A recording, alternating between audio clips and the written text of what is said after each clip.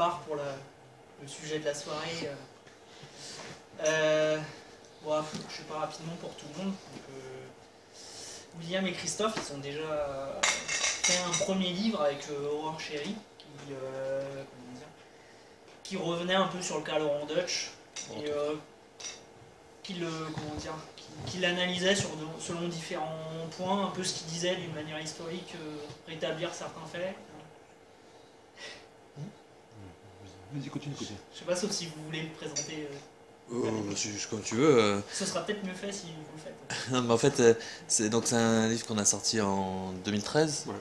Avec Aurore. On est parti, on voulait pas faire un anti-Laurent Deutsch ou un anti-Métronome, c'était pas intéressant. Mais comme on avait rapidement vu, enfin on savait en travaillant sur le personnage qu'il véhiculait un discours politique, on a voulu déconstruire son discours, sa façon entre guillemets de faire de l'histoire et le restituer dans un contexte plus large. D'abord en revenant aux origines de ce type d'histoire. On est remonté jusqu'à Bainville quand même, l'action française, etc. Parce qu'il y a des liens. Et en faisant le lien aussi avec des contemporains de Deutsch, donc des personnalités médiatiques qui squattent un peu l'histoire dans les médias de masse. Alors on évoque Stéphane Bern, Franck Ferrand.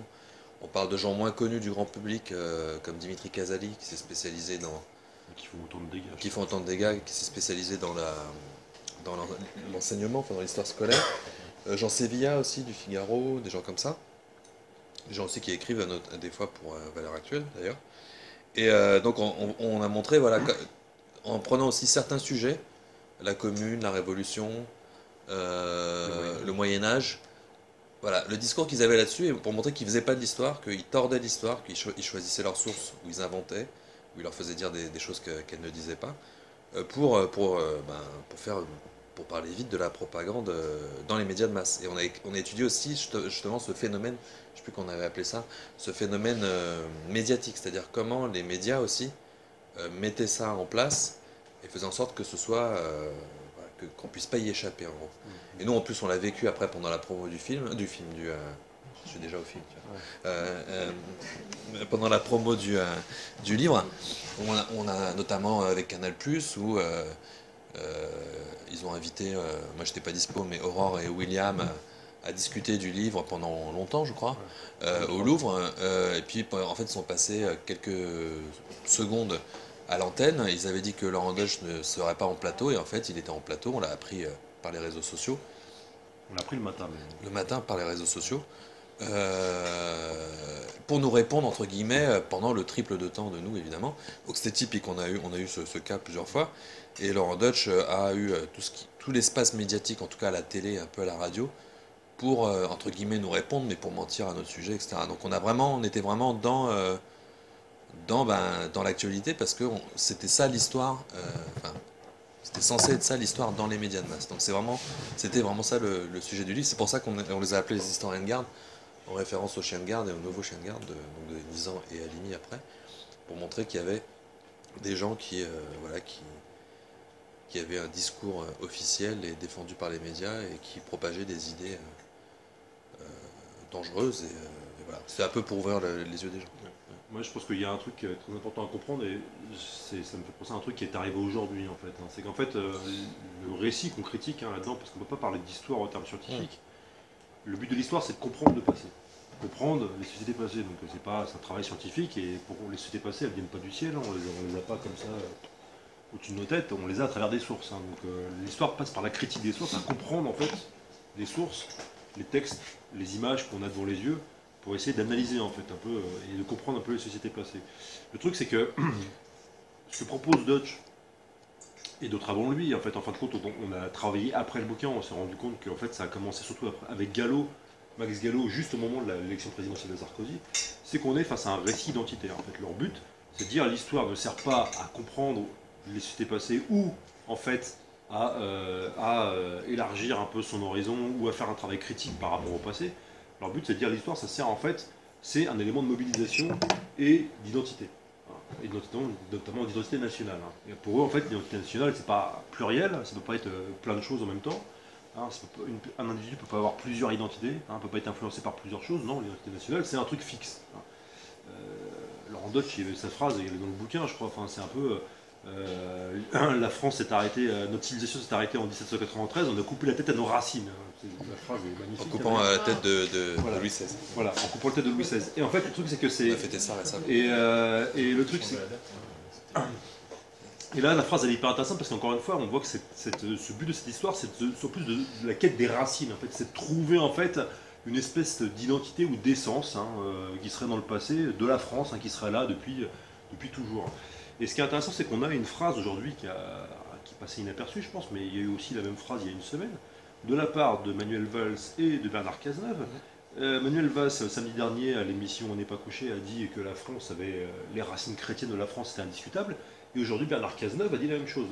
Alors pour des gens de gauche, alors évidemment, je mets d'énormes guillemets à la gauche, évidemment, mais pour des gens de gauche, c'est quand même gravissime de dire ça, parce que non seulement, déjà de gauche, dire ça, enfin, il est peut-être, en tout cas en France, dans une tradition d'une gauche laïque, quand même, c'est un peu bizarre. Et surtout, en fait, de parler de racines chrétiennes, c'est complètement anhistorique. Ça ne veut rien dire. Même parler de racines, en fait. Même de parler de racines. Ça, depuis un siècle, l'histoire, notamment, on peut parler de Marc Bloch, par exemple, qui était un grand historien du Moyen-Âge, a dit la quête des racines, c'est n'importe quoi. C'est pas le but de l'histoire.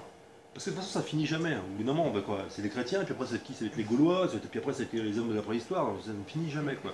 Et surtout, en plus, racines chrétiennes, c'est comme si l'identité chrétienne était fixe depuis qu'elle est arrivée en Gaule, c'était en fait depuis le IIIe siècle, pour simplifier. Le christianisme du 3e, du 5e siècle n'a rien à voir avec le christianisme du 15e et encore moins avec le christianisme du 18e. Donc c'est des choses qui sont complètement aberrantes de dire, ça ne veut rien dire. Et surtout, en quoi en fait le fait que le territoire dans lequel on vit aujourd'hui ait été chrétien pendant quelque temps, en quoi ça devrait influer nos choix politiques actuels? En quoi? Je veux dire, voilà, faut m'expliquer. Après, je veux bien qu'on dise au XVe siècle, l'Église était partout, ce qui est vrai, d'accord. Vous avez des églises partout en France parce que le territoire a été chrétien pendant de très nombreux siècles, pendant plus d'un millénaire, ce qui est vrai aussi, évidemment, d'accord. Ça ne veut pas dire qu'il ne faut pas comprendre ça, il ne faut pas analyser ça, mais par contre, dire qu'il y a des racines chrétiennes de la France, c'est complètement idiot historiquement. Voilà, ça c'était un peu le... Et en fait, en fin de compte, on retrouve... Ce qui est ça qui est hallucinant, c'est qu'en fin de compte, ces gens-là, Dutch, Gallo, Berne, Ferrand, sont en train de réussir leur coup. Parce que des gens comme Valls ou Cazeneuve, qui encore une fois... On peut rajouter Zemmour aussi. On peut rajouter Zemmour. Mais en l'occurrence, que des gens comme Valls et Cazeneuve qui ont une notoriété phénoménale, encore une fois, c'est Premier ministre. Enfin, je pense que Dutch, l'année prochaine, il va sortir un bouquin à la rentrée prochaine. Ça, il ne va pas manquer de le dire. Il dit la France, c'est des racines chrétiennes. Et si les gens commencent à dire, non mais attendez, monsieur, n'importe quoi, il fait, regardez, Emmanuel Valls l'a dit. Et Cazeneuve. Donc il y a des gens de gauche aussi le disent. Et là, en fin de compte, c'est catastrophique. Donc là, par rapport à ça, on a un véritable problème. Et voilà, vraiment, je pense que ce bouquin-là, on l'a fait vraiment pour montrer qu'on n'est pas les seuls à avoir fait des bouquins par rapport à ça. Il y a aussi les bouquins du CVEH qui ont travaillé, enfin le comité de vigilance sur les usages de l'histoire qui a beaucoup travaillé là-dessus, mais on est face à un problème majeur en histoire. C'est en fait l'histoire des historiens n'est même plus audible, en l'occurrence. En fait, on est dans une histoire qu'aujourd'hui, dans les médias, dans les grands médias, y compris chez les hommes politiques, on est dans une histoire qui est une histoire identitaire. Que ce soit de droite ou de gauche. Là, on pourrait même renverser la perspective et parler de Mélenchon, par exemple, qui se réclame perpétuellement de la Révolution française, mais qui n'est pas c'est pas une espèce d'imagerie, enfin, c'est pas une espèce de réflexion par rapport à la Révolution, c'est une espèce de connexion identitaire, en disant, en fait, en fin de compte, on doit ressembler à ces gens-là. Non. L'histoire de la Révolution française... Oui, notamment un de ses bras droits, Alexis Corbière, qu'on connaît bien. Qu'on connaît bien, et puis qui a été d'ailleurs qui a été proche de nous pendant cette histoire des historiens de garde, qui nous a été qui nous a soutenus et tout, et donc on partage des choses avec lui. Mais ce qui a permis justement, puisque c'est Alexis Corbière, vous allez voir, il y a un lien avec ça. Alexis Corbière a fait un vœu en juillet 2012 à la mairie de Paris, puisqu'il était conseiller à la mairie de Paris, pour que la mairie de Paris cesse de soutenir Laurent Deutsch. Et donc Laurent Deutsch s'est servi de ça pour nous discréditer, pour dire, regardez, ce sont des suppôts du front de gauche, ce genre de choses.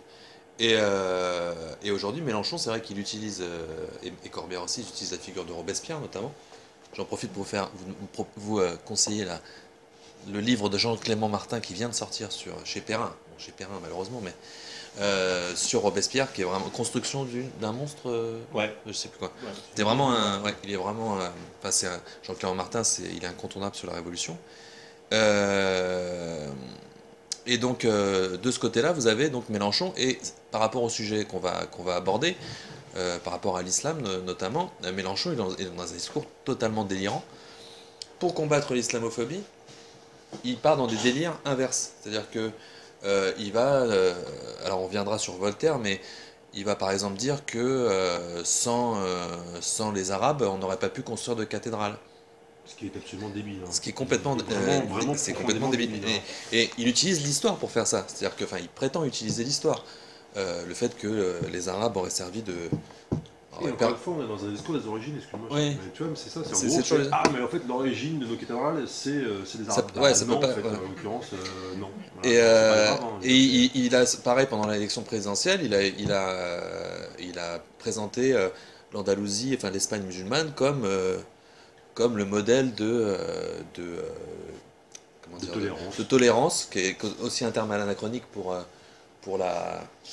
le Moyen Âge. Et voilà, et ça, c'est pas le seul d'ailleurs à parler de ça à gauche notamment. Et chez certains, comment dire, islamologues entre guillemets. Ouais.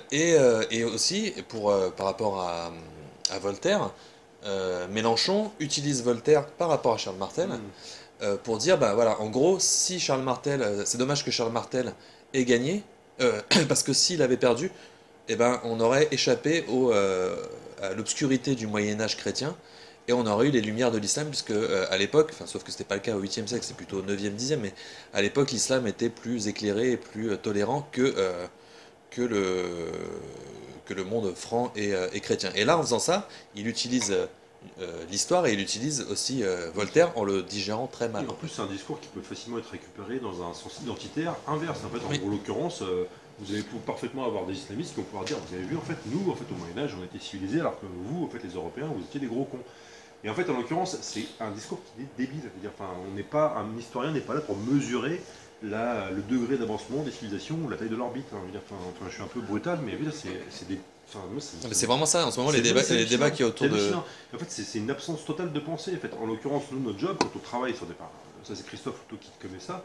C'est quand on travaille sur des sources de l'islam médiéval, c'est pas de dire ah mais ces gens-là ils étaient quand même vachement plus intelligents que les Carolingiens. Ah bon, enfin Ouais, par rapport à quoi? c'est pas ça qui est important. Dans ce cas-là, si on peut dire ça, on peut dire mais en fin de compte les Américains WASP, ils étaient vachement plus intelligents que les Indiens, c'est normal en fin de compte qu'ils leur auraient rétamé la gueule quoi. Donc c'est ce genre de logique qui est complètement idiote quoi. Donc le truc c'est qu'on est face à en tout cas, moi je pense que par rapport au grand public, la manière dont le grand public reçoit l'histoire ou elle est transmise au grand public, quel que soit presque le milieu politique, hein, même si, encore une fois, je pense que, là aussi, je pense qu'à gauche, ça réfléchit quand même un peu plus quand même qu'à droite. Oui, bien sûr. Mais et puis surtout qu'il n'y a pas d'espace médiatique pour ce... Non, bien sûr. Et en fait, la réflexion historique, elle est quasiment nulle part, donc ça fait en tout cas au niveau du grand public, donc ça pose vraiment un très très grand problème par rapport à ça. Et là, on a un exemple avec Valeurs Actuelles. Bon, je sais que vous êtes tous abonnés. Christophe et moi, par exemple, on est des grands lecteurs. Et... On se bouche en nez. Hein c'est ce que disaient des proches, vous lisez Minute, vous avez tort, à la fois vous avez à la fois la nausée et les mains sales, et bien là vous avez la même chose avec Valeurs Actuelles. Voilà, donc en l'occurrence, Valeurs Actuelles, là vous avez donc le numéro, c'est ce qui en fait quelque part nous a fait réagir en l'occurrence, avec Laurent Deutsch, mais j'y reviendrai juste après. Avec Laurent Deutsch. Mais ce numéro de décembre 2013, où en fait vous avez donc une énième polémique par rapport au programme scolaire. Il y en a tous les ans depuis 2010, hein, concrètement, depuis chaque rentrée, vous avez la droite, l'extrême droite, hein, qui disent « Ah, on n'apprend plus l'histoire de France à nos enfants, regardez, on est en train de leur vider le cerveau. » Et là, en fait, quand ils parlent d'histoire, ils ne parlent pas d'histoire, ils parlent de récit identitaire. Hein, il faut apprendre aux enfants un récit identitaire, comme sous la Troisième République, en fait, on dit, voilà, on scande l'histoire avec des grands héros et des grandes batailles. Et ce qui est intéressant, c'est que autant dans les polémiques précédentes, la figure de Charles Martel ne sortait pas, là, dans ce numéro de l'heure actuelle, elle est sortie. Et en fait, en l'occurrence, il y a ce qui nous a intéressé, c'est qu'ils disent en gros, on n'apprend plus Charles Martel à l'école. Ce qui est faux, déjà d'une. Mais en fait, nous, en fait, Christophe et moi, quand on a commencé à bosser là, on s'est dit, tiens, on va quand même aller vérifier. Hein, aller vérifier, en fait, vraiment, dans les sources d'époque, hein, sous la Troisième République, est-ce que ou pas on apprenait Charles Martel à l'école. Et là, en fait, on a fait des découvertes intéressantes, mais je vais peut-être dire un mot sur d'autres choses. Ouais, alors ça c'était la deuxième raison, ça c'était les deux raisons principales pour lesquels on a fait notre bouquin, c'est donc cette couverture, qui venait après d'autres couvertures, effectivement, sur des mensonges, on peut le dire, hein, qu'on entend dans les médias sur les programmes scolaires, même s'ils sont très très critiquables sur d'autres aspects. Les personnages, par exemple Saint-Louis, là, je vois Louis XIV, ils sont, on peut les aborder au programme, ils sont dans les consignes. Bon, Clovis, non, c'est vrai. Mais rien ne nous empêche d'en parler. Et il y avait justement Laurent Deutsch, et là ça fait lien avec notre bouquin précédent, qui a sorti son deuxième livre donc en octobre 2013, qui s'appelait Hexagone, qui a beaucoup moins marché que Métronome, mais bon. Dans Métronome, je ne sais pas si vous savez, il se servait des stations de métro pour faire l'histoire de Paris, en fait l'histoire médiévale et chrétienne de Paris, parce que le reste passait à la trappe quasiment. Et là, il se servait des voies navigables et des routes de France pour faire l'histoire de France, avec un côté un peu, j'ai oublié son nom, comment il s'appelait le géographe de la Blache. Ouais. Voilà. Et aussi avec un peu de Max Gallo dedans. Le territoire qui a toujours existé, l'hexagone qui a toujours existé, mais donc toute l'histoire c'est une construction pour arriver enfin à cet hexagone. Et dedans c'est un peu par hasard en fait, je crois que c'est ta faute, mais je sais plus comment. Moi j'ai lu la partie sur la bataille de Poitiers. Il y a une partie sur la bataille de Poitiers, et c'est un sujet qui m'intéressait depuis longtemps, et là j'ai halluciné. C'est-à-dire que j'ai même appelé William, je dis mais c'est trop fort, c'est génial. Il y a tout dedans. C'est-à-dire qu'il reprenait tout le discours de l'historiographie d'extrême droite, y compris, enfin, toutes les sources, enfin, le discours, et ce qui était plus intéressant par rapport à Métronome, et par rapport à ce qu'on avait vu dans Les Historiens de Garde, c'est que là, il assumait totalement, dans Métronome, il fallait vraiment creuser, chercher, croiser avec ses déclarations médiatiques pour vraiment ressortir le discours politique. Là, il l'assume totalement.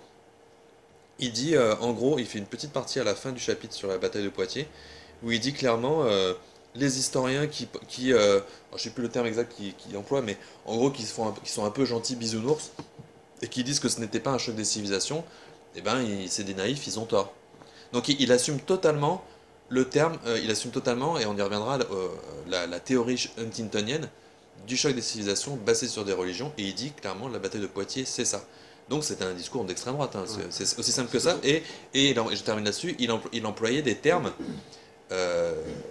qui étaient vraiment, il parlait de horde musulmane, je sais plus, enfin c'est des termes, on a l'impression que c'était des centaines de milliers de barbares qui débarquaient, et puis il y a Charles Martel qui arrivait avec sa croix, qui la plantait, et puis il avait réuni les peuples autour de lui pour contrer cette invasion. Là j'exagère pas, c'était vraiment dans ce discours-là. De toute façon, limite on pourrait le citer, mais bon, enfin, mais le truc c'est que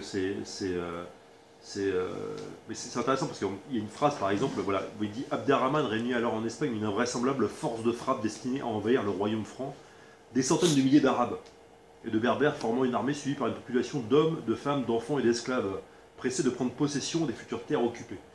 Donc des centaines de milliers d'Arabes, vous avez une armée de centaines de milliers d'hommes, déjà c'est juste pas possible. Au Moyen-Âge c'est pas impossible à l'époque, c'est pas le front russe, c'est pas les Panzerkorps, mais bref. Et en plus, après les centaines de milliers d'hommes, vous avez femmes, enfants, esclaves. Donc là, vous avez quasiment des millions de personnes qui arrivent.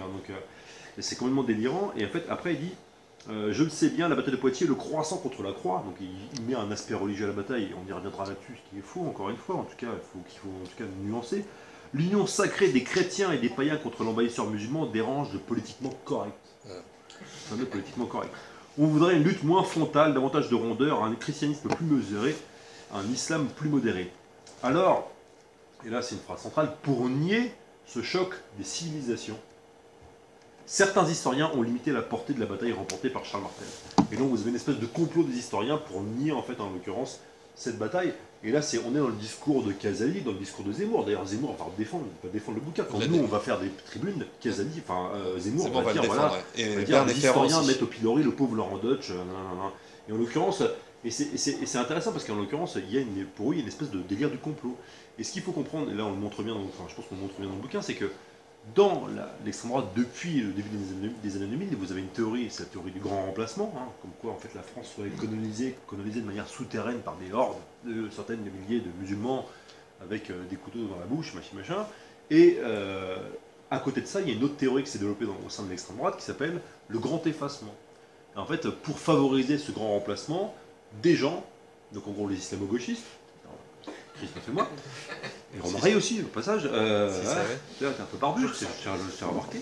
Je remarque comme ça, mais en l'occurrence, un complot d'historiens islamo-gauchistes en fait. Et de professeurs aussi. Et de professeurs, parce que évidemment, donc avec le bras armé serait l'éducation nationale. Et en fait, en l'occurrence, serait en train d'effacer, d'accord, l'histoire pour que le peuple français ne soit plus fier de son histoire et se laisse coloniser en fait.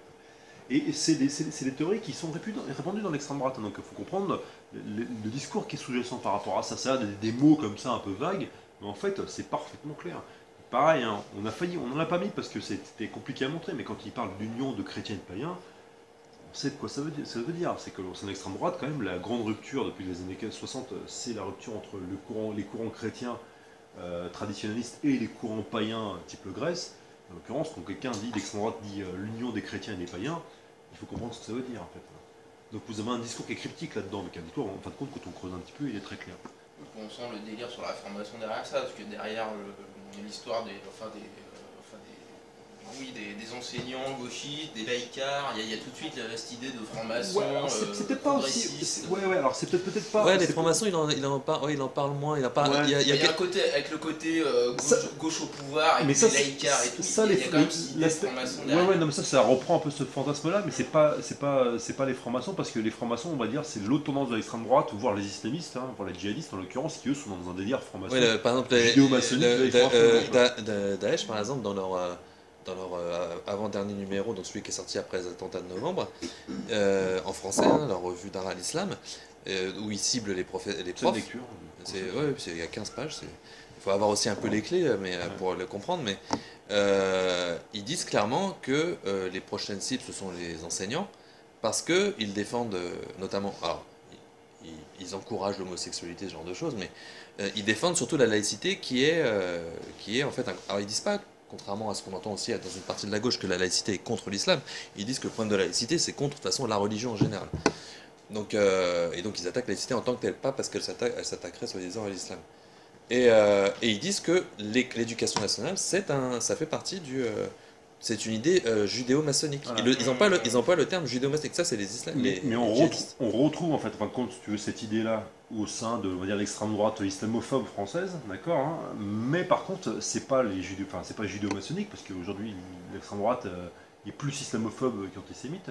Mais ça va être les islamo-gauchistes en l'occurrence, c'est ça. Mais en effet, c'est un peu le même. C'est des théories du complot en fait en l'occurrence. Et Franck Ferrand, parce que c'est quand même pas n'importe qui, même s'il a perdu son émission sur la 3, l'ombre d'un doute, il est toujours sur Europe 1, on voit régulièrement un peu partout. Lui, il est vraiment dans ce discours-là, que ce soit notamment pour Charles Martel, puisqu'il a aussi fait une émission il y a quelques mois sur Charles Martel, ou sur. Quoique celui qui l'a invité, il te remercie dans le bouquin qu'il a écrit. Mais lui, avant l'invité qui étudiait, je sais plus son nom, mais qui étudiait des lieux historiques en France, et de façon plutôt honnête, on va dire.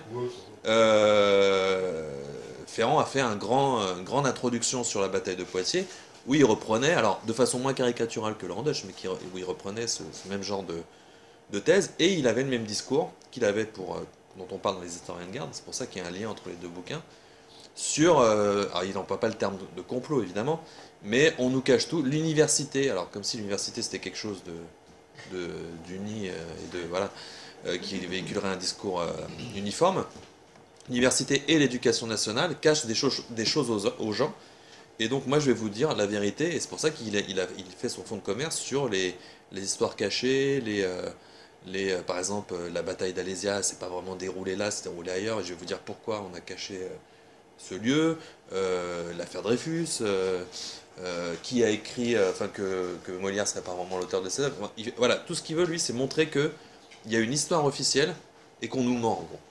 Et alors, il est plus maintenant sur France 3, mais ça fait qu'1 an, mais il avait le service ouvert sur le service public, quoi.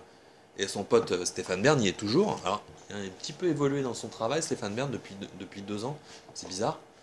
Et il a même dit, je crois que ces derniers jours, qu'il était républicain et que voilà, ils évoluent un peu dans leur discours.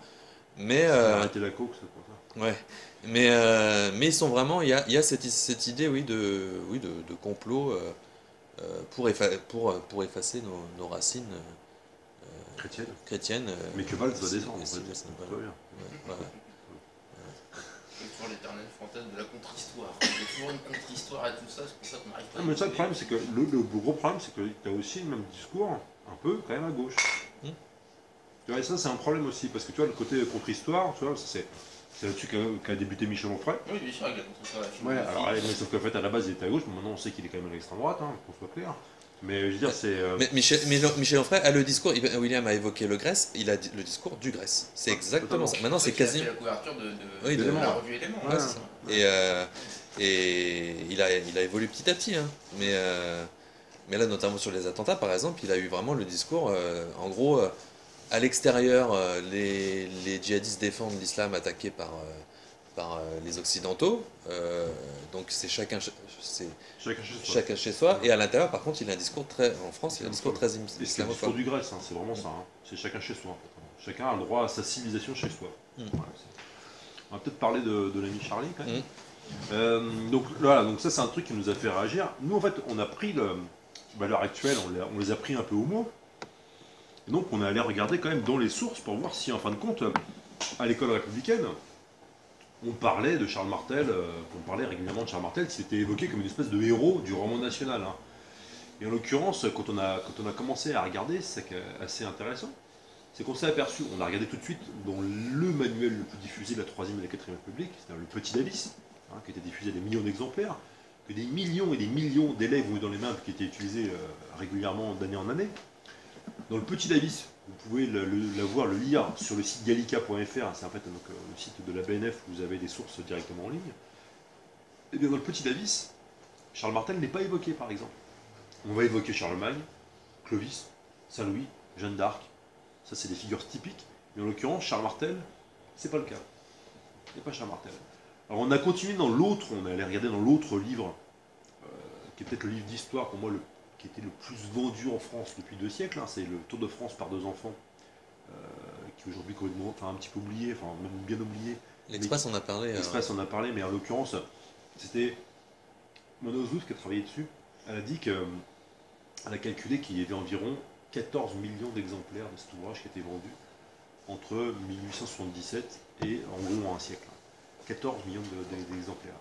Et quand ce livre est paru, hein, vu que l'école n'était pas encore obligatoire, c'était vraiment le premier contact pour des familles, parce qu'il n'y avait pas que l'enfant qui lisait ça, pour des familles avec une histoire nationale unifiée et une géographie nationale unifiée. Et donc ça raconte l'histoire de 2 enfants qui partent de l'Alsace, 2 orphelins. 1877, l'Alsace, orphelin, on comprend vite pourquoi, hein, d'accord. Et donc ils vont à la recherche de leur mère et ils font le tour de France, et on comprend vite en fait que leur mère, mais tout simplement, c'est la patrie, c'est la France. Hein. Et donc ils vont de ville en ville. Et à chaque ville, on décrit la géographie de la ville et on décrit les grands hommes de la ville. Et ce qui est intéressant, c'est qu'ils ne s'arrêtent pas à Poitiers. Ils ne parlent pas de Charles Martel. Ils vont évidemment parler de Jeanne d'Arc, évidemment. Ils vont parler aussi de généraux républicains, de généraux de la Révolution française, parce que l'auteur Augustine Fouillet était une laïque républicaine. Mais par contre, pas de Charles Martel.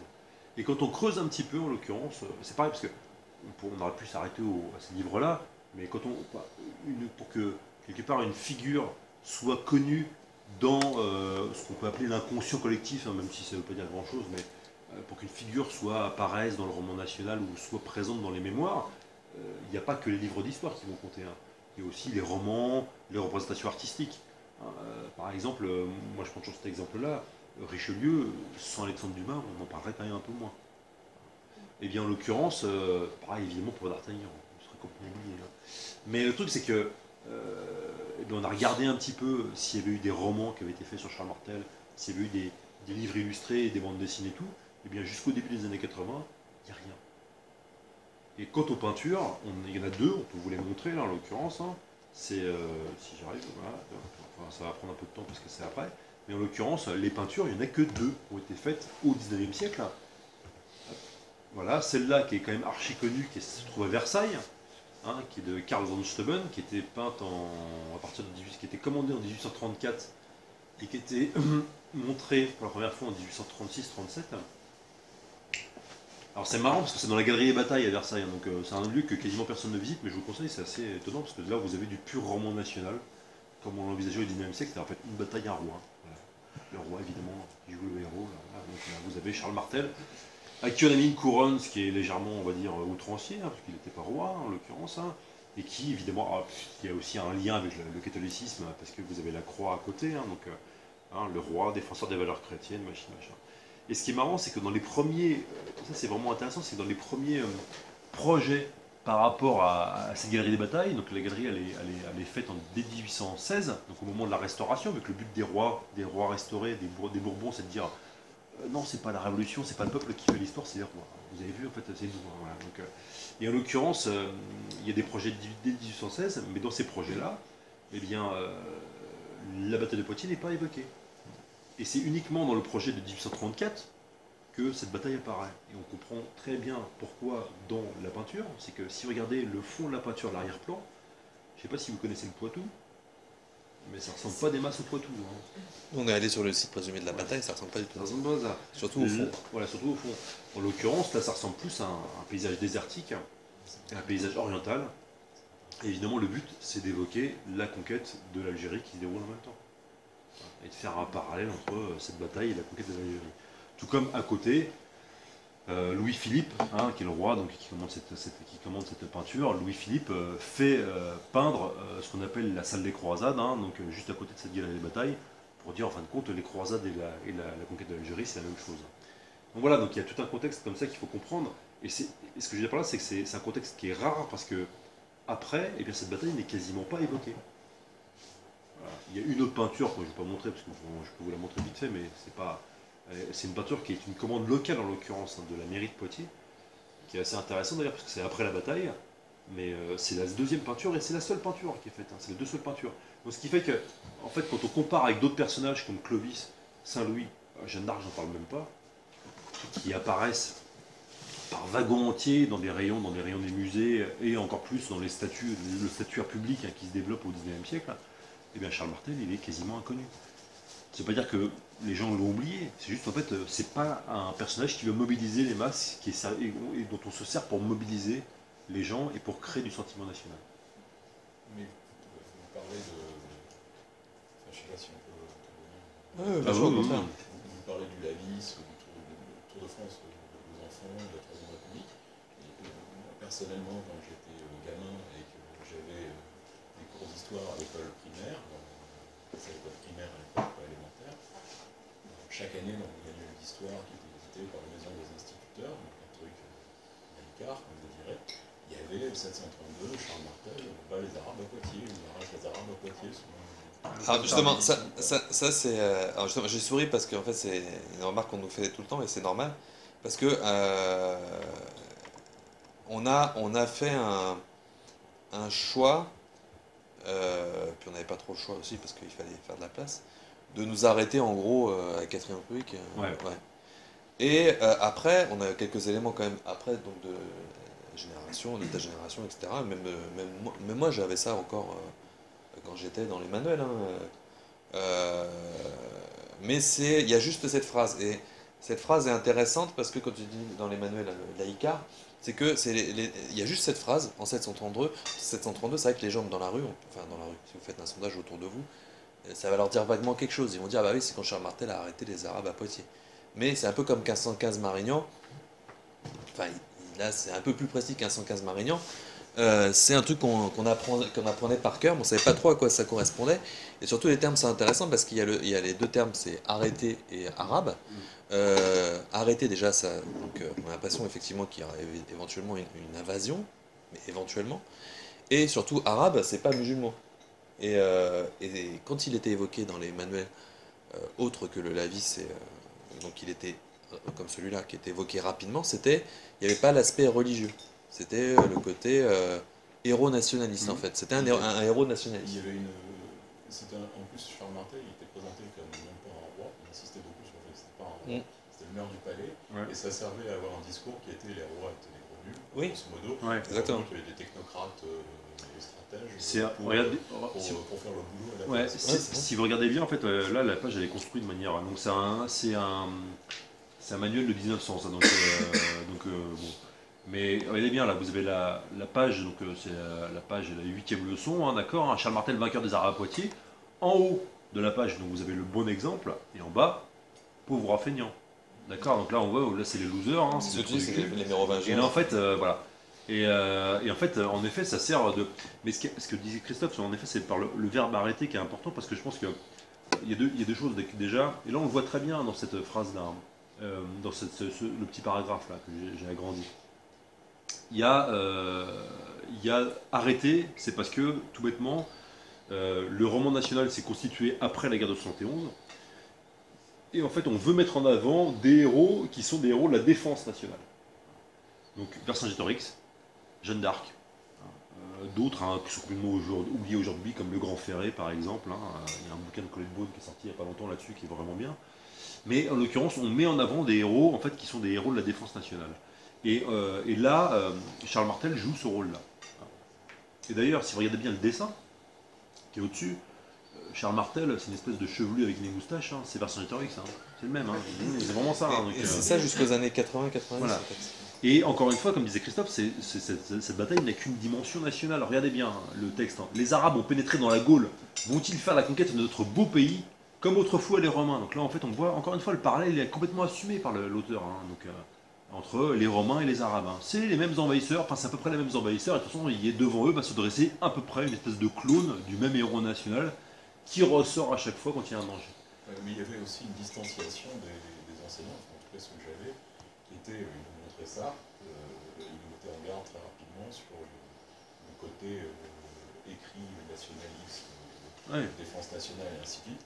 En particulier, quand on passait à la leçon suivante sur Charlemagne, il y avait toujours un passage sur Roland. Ouais. On expliquait que Roland c'était un gros nul, qu'il avait en fait été victime de guerrilleros basques, et les instits mais toi, ce discours-là, tout en nous montrant. Ça c'est intéressant, tu vois, parce que là en fait on a l'exemple, on a un exemple typique de ça c'est là on est face à un problème par rapport à l'histoire des manuels. C'est que nous, on analyse les manuels, mais on ne sait pas ce qu'ils disent en classe. Et c'est toujours le cas aujourd'hui. C'est-à-dire que, pour revenir à... C'est dans le même sujet, hein, et pour revenir à ce que disent Ferrand, Caselli, etc., ou même des gens récemment qui ont... François Durper, je ne sais plus qui est l'autre auteur, ils utilisent, pour critiquer l'histoire scolaire, ils utilisent les manuels. Et là... François Durper, c'est un inspecteur de l'éducation nationale. Non, c'est un spécialiste de l'histoire l'histoire américaine. Des États-Unis et aussi. Il a sorti un. Un fan de Bama. Ouais, il a un fan du modèle américain. Ouais. Et il a sorti un livre là, il y a quelques semaines, qui prétendait montrer que les manuels sont, en gros, je fais très vite, sont islamophobes. Le problème, c'est qu'il a une façon d'étudier les manuels qui est complètement biaisée. Et jamais il interroge la pratique en fait des enseignants et comment les enseignants utilisent éventuellement les manuels. Et les enseignants utilisent de moins en moins les manuels. Comment les manuels et par qui ils sont écrits. Et ben là c'est exactement la même chose. C'est-à-dire que nous évidemment on a essayé de prendre du recul par rapport à ça, expliquer dans quel contexte étaient faits ces manuels. Et après on ne pouvait pas savoir comment sur le terrain c'était étudié. On pouvait deviner selon les périodes. Mais c'est plus difficile. Et aujourd'hui, quand vous entendrez, vous ferez attention, des gens qui critiquent les programmes scolaires, ils vont jamais se baser sur les programmes, ils vont se baser sur les manuels. Les programmes ou les pratiques. Hein. Ou les pratiques. Là, pour le coup, on peut les avoir, les pratiques. Ouais. Hein, donc, maintenant c'est très facile, notamment sur le truc sur l'islamophobie des manuels, se faire une enquête vraiment sur comment sont enseignées ces questions-là dans l'école aujourd'hui, c'est très facile, c'est du travail, mais on peut vraiment croiser les manuels, les programmes, les pratiques, etc. Non, eux, ils ont choisi les manuels, ce qui n'est pas anodin. Si il y a même des sondages qui ont été faits par Aggiornamento avec les élèves. Quoi. Donc là, on a des données. Ce qui était plus difficile à l'époque, mais je pense que les profs que tu avais, j'espère qu'il y en avait beaucoup des comme ça, qui prenaient ce recul. Moi, C'était systématique. Mais par contre, mais le truc, c'est que néanmoins... Expliquer qu'est-ce qu'a Aggiornamento. Ouais. Parce que si tu cites. Ouais. Non, c'est un site, tu peux en parler. C'est un collectif d'enseignants d'histoire-géographie qui a été fondé par Laurence Decoq et Suzanne Citron il y a quelques années maintenant déjà. Et donc ça s'appelle, le terme en entier, on dit aggiornamento pour aller plus vite, c'est pour un aggiornamento de l'enseignement d'histoire-géographie. Donc il y a un site internet et c'est donc un collectif très ouvert où il y a des parutions régulièrement sur le site Et on discute de la pratique de l'histoire, même aussi de l'éducation morale et civique, comme on dit maintenant, enfin, l'éducation civique, et des usages publics de l'histoire dans le cadre scolaire. Donc voilà, c'est un collectif engagé, mais qui a une lecture critique de la pratique de l'histoire scolaire. Voilà. En gros, c'est ça. C'est l'anti-APHG. Ouais. Et le truc, c'est que ce qui est... Par contre, je précise, quand même, on a fait des études comparatives par rapport au manuel. On montre bien que, par exemple, sous la 4ème République, on a pris environ une cinquantaine, non, n'importe quoi, on a pris une vingtaine de manuels. Donc c'est un sondage, hein, donc c'est pas non plus. Mais néanmoins, c'est pas exhaustif. Mais néanmoins, ce qui est fascinant, c'est que dans ces manuels de la 4ème, la moitié seulement. Alors qu'encore une fois, Charlemagne, Jeanne d'Arc, Clovis, Vercingétorix, qui se reviennent quasiment constamment, la moitié seulement parle de Charles Martel. Donc il y a quand même quelque chose. Hein, et dans les manuels, on va dire après les années 50, jusqu'à nos jours, enfin jusqu'aux années 2000, il y a la seule chose qu'il y a, en fait, c'est cette phrase-là. Et après, ça dépend comment les enseignants l'utilisaient. C'est comment les enseignants l'utilisaient éventuellement.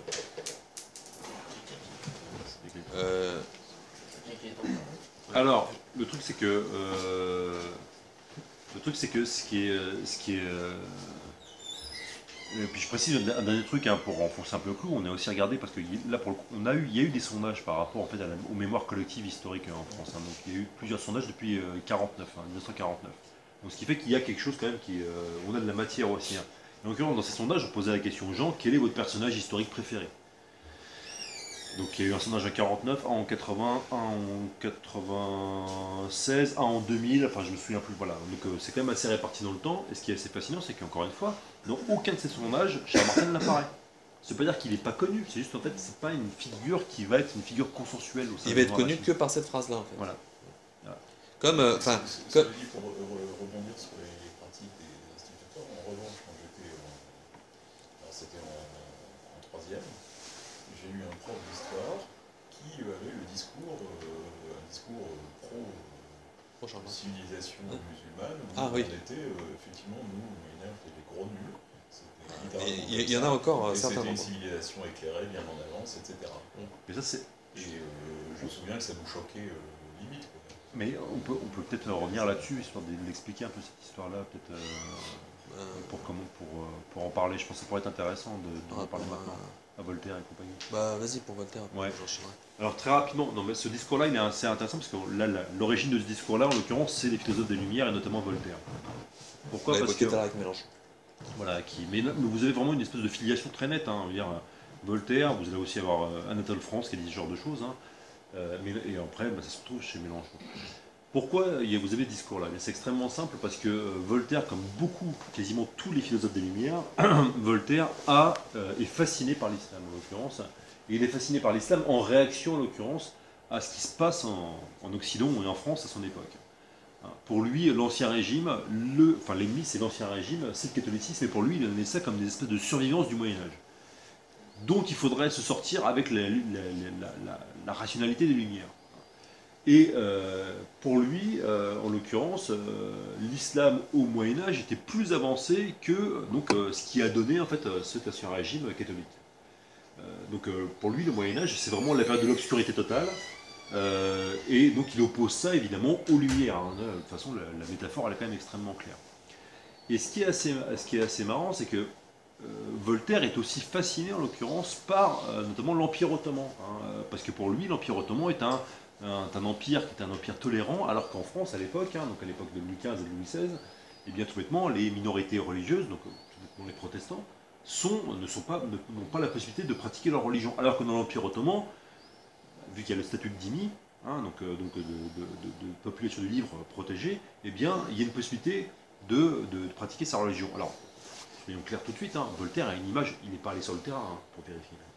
Donc il a une image complètement pas du tout distanciée, en l'occurrence, c'est complètement fantasmé par rapport à ça. Hein. Voilà. Mais il y a une espèce de fantasme par rapport à l'islam. Et c'est pas que Voltaire, tous les philosophes de Lumière ont ça. Et ce qui est marrant, c'est que vous allez avoir donc, dans son livre L'essai sur les mœurs, hein, qui paraît en 1755, Voltaire fait une espèce de grand discours en disant si Charles Martel n'avait pas vaincu Abderrahmane, la France serait devenue mahométane. Donc aujourd'hui, vous retrouvez cette phrase-là dans beaucoup de sites d'extrême droite qui vous disent ah vous voyez, Voltaire pense comme nous. Mais sauf qu'en fait, ils ont oublié juste de lire la suite, parce que quand on lit la suite, on se rend compte qu'en fait Voltaire regrette. En disant, en fin de compte, c'est dommage qu'Abderrahmane n'ait pas gagné. Et vous avez donc ce discours qui va perdurer, hein, encore une fois, jusqu'à aujourd'hui Mélenchon. Et à l'inverse, et là c'est assez marrant, c'est que vous allez avoir une réaction par rapport à ce discours. Cette réaction, c'est Chateaubriand. Chateaubriand qui écrit au début du XIXe siècle, qui lui réagit aux Lumières, et qui dit en fin de compte, les Lumières dans l'histoire, c'est pas la rationalité que défendaient les philosophes comme Voltaire ou comme Montesquieu. Les Lumières, en l'occurrence, c'est le christianisme, qui s'est toujours opposé à la tyrannie et au despotisme, qui lui, dans l'esprit de Chateaubriand, est représenté par l'Orient. Et Chateaubriand a le discours complètement inverse par rapport à Poitiers, qui est dit en fin de compte, heureusement que Charles Martel a gagné, parce que sinon on aurait été dans l'obscurantisme oriental, on aurait été sous la botte du despotisme oriental. Donc vous avez une espèce de discours comme ça, qui est en miroir, et les deux sont complètement délirants en fait en l'occurrence, hein, c'est n'importe quoi. Enfin, aujourd'hui, aucun historien sérieux va sortir quelque chose comme ça. Et après, c'est la suite logique. Le mythe, ce qu'on a appelé le mythe al-Andalus, date de cette époque-là, en fait. Et est repris, c'est ce que j'ai dit tout à l'heure, hein, est repris par notamment des gens comme Mélenchon, mais pas seulement. Quand on parle, j'évoquais tout à l'heure les traductions des savants grecs. On entend souvent, encore aujourd'hui, un discours qui dit, c'est ce que disait un peu Mélenchon sur les cathédrales, que les... Oui, alors Guggenheim, je ne sais pas si vous avez entendu parler de la polémique avec Sylvain Guggenheim il y a quelques années déjà. Il avait sorti un ouvrage qui s'appelait Aristote au Mont-Saint-Michel, où en gros, c'est un spécialiste des chevaliers teutoniques, hein, donc pas de l'islam, et il faisait semblant de croire qu'il y avait un discours dominant qui disait qu'on devait tout aux Arabes, en fait, au niveau du savoir scientifique et du savoir notamment des Grecs. Sauf que c'était pas le cas, c'était pas aussi caricatural. Et il allait très loin, il allait jusqu'à dire que dans la langue arabe n'était pas capable en fait de mettre en pensée la philosophie grecque. Et donc en fait, le savoir grec n'était pas passé par les traducteurs arabes, mais était resté toujours plus ou moins en Occident, notamment dans des monastères comme le monastère du Mont-Saint-Michel. Donc en fait, qu'on ne devait rien aux Arabes. Voilà, pour faire très simple, donc il avait un discours en plus qui était ouvertement non, mais qui était en fait islamophobe. Le souci c'est que il y a certains, je ne suis pas historien, mais certaines personnes qui lui répondaient dans l'extrême inverse. C'est-à-dire qu'on devait tout aux Arabes. En fait, c'est ni l'un ni l'autre, c'est toujours la même chose en histoire. C'est-à-dire que les Arabes, quand je dis les Arabes, c'est au sens large, hein, c'est les Persans, c'est l'empire arabo-islamique. Ils ont effectivement fait des traductions de textes grecs, d'abord à Bagdad, donc la fameuse maison de la sagesse, et ensuite en Sicile un peu, et puis en Espagne musulmane. Et ils l'ont fait pour plein de raisons, pour expliquer le monde, parce qu'il y avait des réformes religieuses au sein de l'islam, etc., des débats. Ça n'a pas duré très longtemps au bout du compte, et ils faisaient ça avec des savants juifs et chrétiens, notamment en Orient, il y avait par exemple des Byzantins et des Juifs qui discutaient avec eux du savoir grec, etc. Et en Espagne, ils ont fait donc toutes ces traductions-là, qu'ils ont fait avec aussi des gens, des autochtones, qui étaient donc des Juifs aussi, et ce qu'on a appelé les Mozarabes, donc des Arabes, des chrétiens arabisés, quand l'Espagne musulmane a été conquise. Et quand les Espagnols, entre guillemets, ceux qui sont devenus les Espagnols chrétiens, ont fait ce qu'ils ont appelé plus tard la Reconquista, donc ils ont grignoté petit à petit l'Espagne musulmane. Quand ils ont conquis notamment Tolède, ils sont tombés sur les bibliothèques arabes où il y avait le savoir grec. Et ils ont entre guillemets, eux ils prétendent libérer donc les Juifs et les Mozarabes, et ils leur ont demandé de faire des traductions, donc c'était de l'arabe à l'hébreu, et de le passer en latin. Et donc après de revenir au grec, donc faire une espèce de cercle. Mais c'est pas les Arabes qui ont transmis volontairement, qui ont offert le savoir grec, comme on l'entend souvent gentiment aux Occidentaux. C'est les Occidentaux dans un contexte d'affrontement qui sont tombés dessus, qui ont demandé aux Mozarabes et aux Juifs de le traduire pour comprendre et surtout pour comprendre l'adversaire en fait. Et c'est là aussi que dans la même époque, il a commencé à avoir les premières, au 11e, 12e siècle, qui a commencé à avoir, 12e, qui a commencé à avoir les premières traductions, notamment du Coran.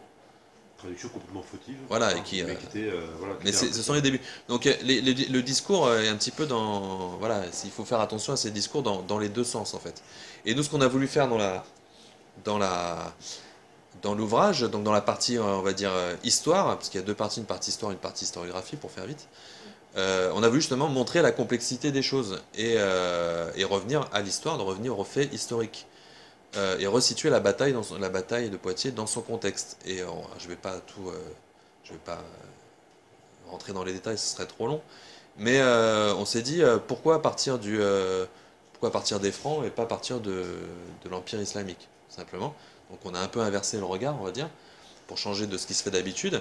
Et on a trouvé une date assez facile à retenir. On est parti de la mort du prophète Mohammed en 632, qui est un siècle avant la date présumée de la bataille de Poitiers, donc c'était pratique.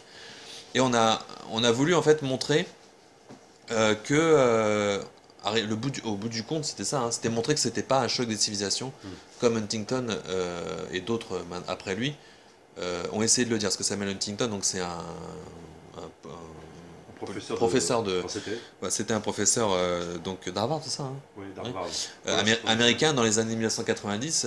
Il a sorti un article puis un ouvrage qui s'appelait Clash of Civilization, où en gros il découpait le monde depuis le début de l'histoire, si je puis dire, en grands blocs civilisationnels basés sur les religions. Et il répondait un peu à Fukuyama, qui à peu près à la même époque a sorti un ouvrage sur qu'il a appelé La fin de l'histoire, parce qu'il y avait eu l'effondrement de l'URSS, et donc Fukuyama prétendait que c'était la fin de l'histoire. Enfin, la démocratie capitaliste l'avait emporté sur tout le reste.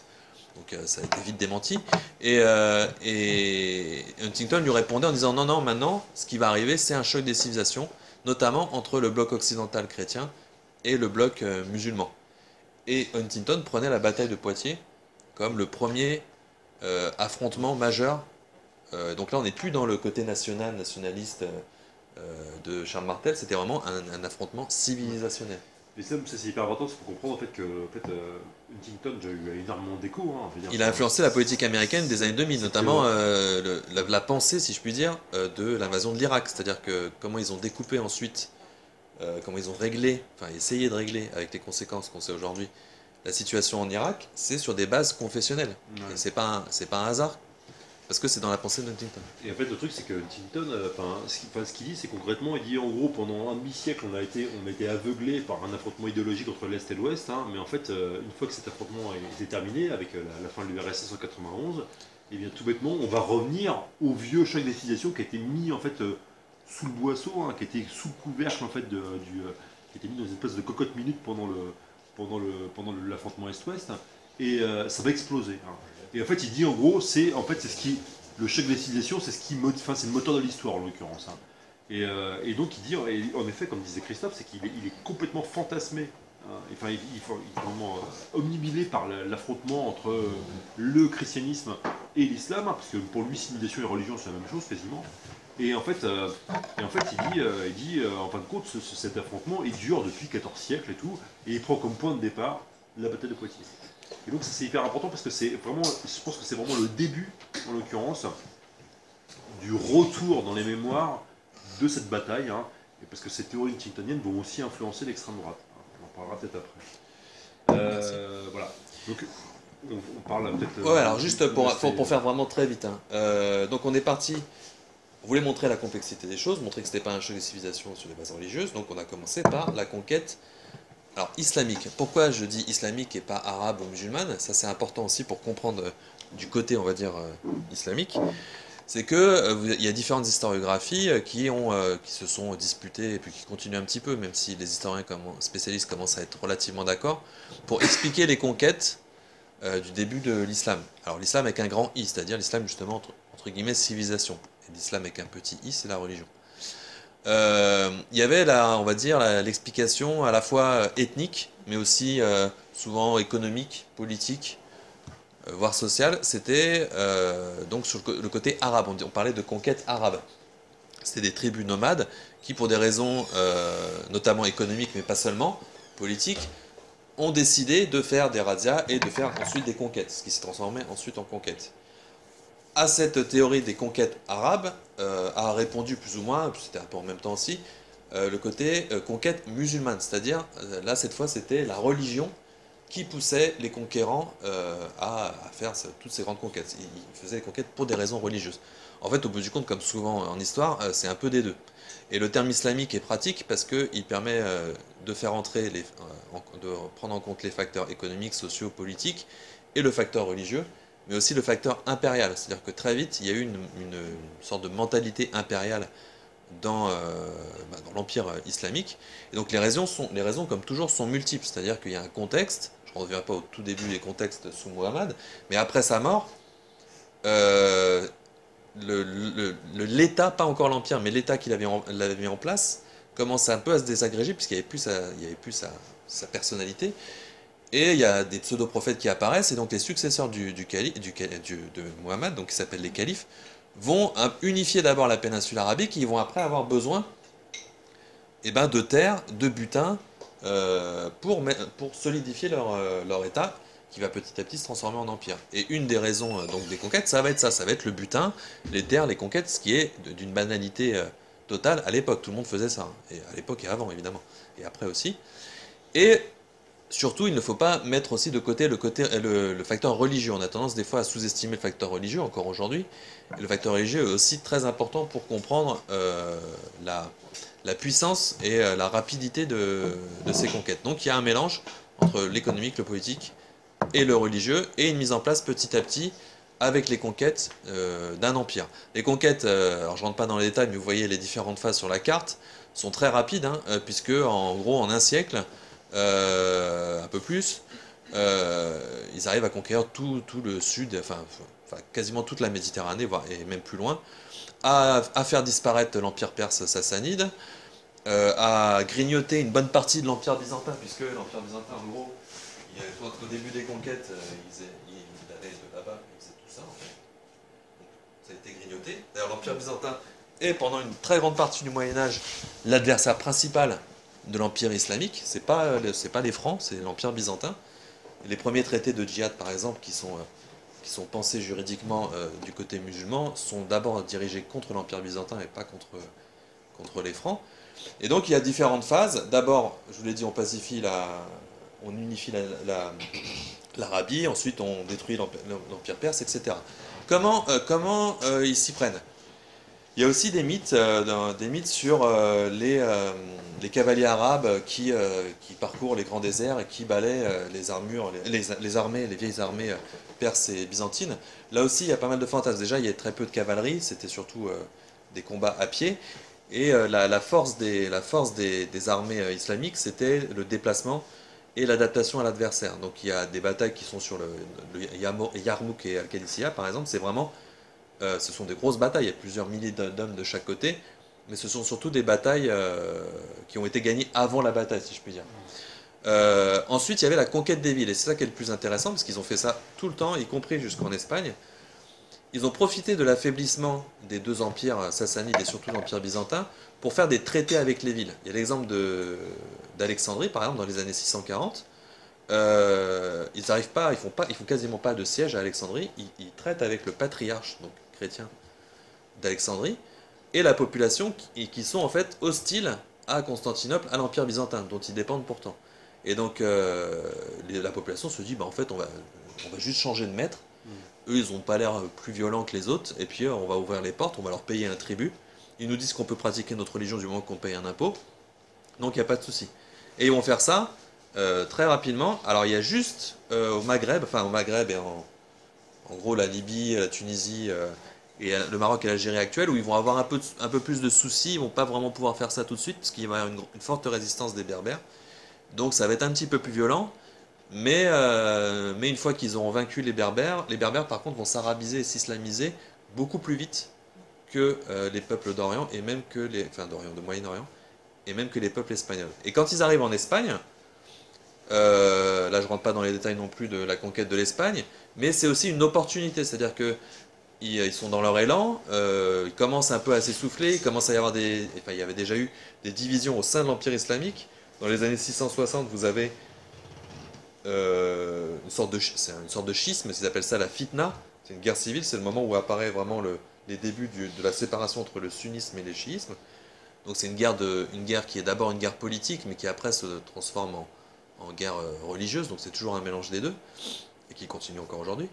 Et les origines, c'est vraiment 660, donc c'est 30 ans après la mort du prophète, hein, c'est quand même très peu de temps après. Donc l'empire islamique commence déjà à avoir des problèmes intérieurs, et les conquérants qui sont à l'ouest de l'empire deviennent de plus en plus indépendants. Et ils profitent de l'aubaine, de l'affaiblissement encore, alors cette fois pas d'un empire, mais d'un royaume, le royaume, je sais pas si c'était la carte de l'Espagne, ouais. Le royaume visigothique. Je l'ai pas. Bon, c'est pas grave. Le royaume visigothique, bah, t'as qu'à laisser ça, on verra après.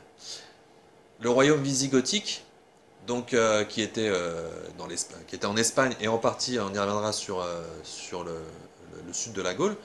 C'est un royaume qui est aussi affaibli, voilà, il y a plein de divisions. Il s'allie à un comte visigothique pour mettre les pieds en Espagne, et très rapidement, en quelques années, ils arrivent à conquérir l'Espagne visigothique. Et dans cette conquête, il y a un traité qui est fait dans une ville, je ne sais pas si tu l'as, oui, ça on est bien coordonnés. Et c'est un traité, c'est une source qui est très importante. Alors, évidemment, il ne faut pas croire que ça s'est passé tout le temps comme ça, on n'en sait rien, parce qu'on sait ce que les sources nous disent. Mais le traité, ce qu'on a appelé le traité de Toudmir, que William va vous lire, c'est vraiment très intéressant pour voir comment les Sarrasins, et on reviendra sur le terme Sarrasin, ont conquis aussi rapidement que ce soit l'Égypte, la Palestine ou l'Espagne. C'était par ce type de traité-là. Alors, c'est un traité de 714. Donc, au nom d'Allah, écrit adressé par Abd al-Aziz ibn Moussa ibn Nusayr, qui était le gouverneur du Maghreb et le chef des armées islamiques. Toudmir, donc Toudmir c'est le nom arabisé de Théodomir, hein, un prince visigothique. Ibn Abdouch. Ce dernier obtient la paix et reçoit l'engagement sous la garantie d'Allah et celle de son prophète qui ne sera en rien changé à sa situation ni à celle des siens. Que son droit de souveraineté ne lui sera pas contesté, en fait il reste pas tronché lui concrètement.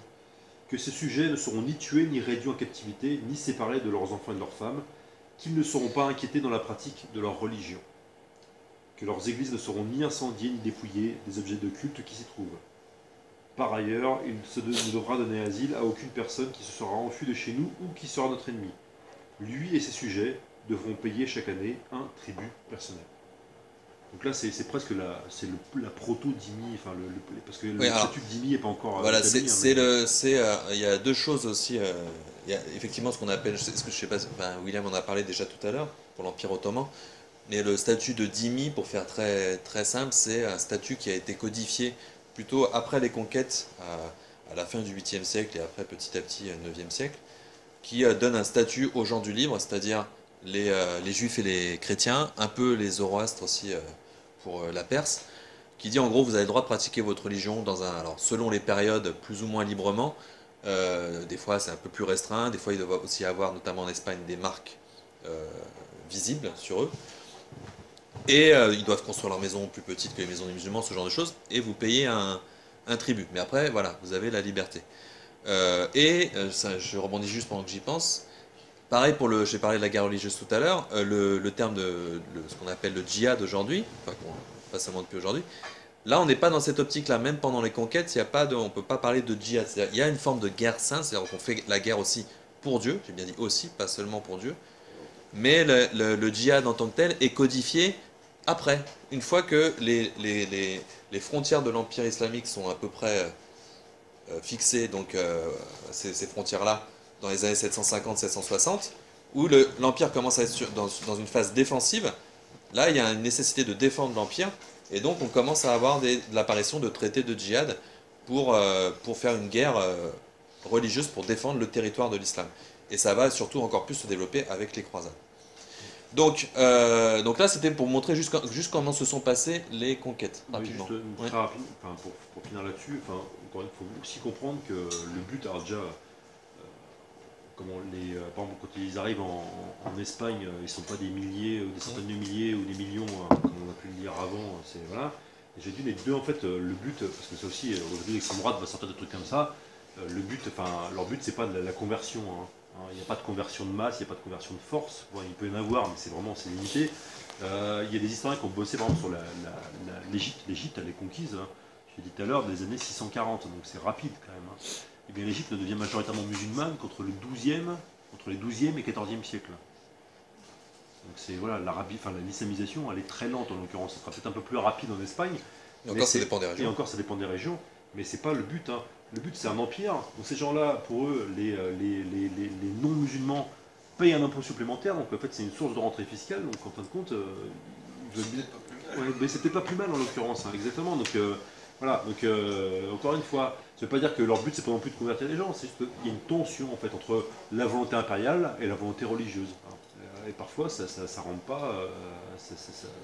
Oui, et puis il faut pas avoir, on l'a un peu évoqué tout à l'heure, il ne faut pas avoir le traité de Toulmir ou le même genre de traité, ce qu'ils ont fait aussi à Alexandrie et dans d'autres endroits, comme ils n'ont pas fait ça par tolérance, ça ne veut rien dire à l'époque.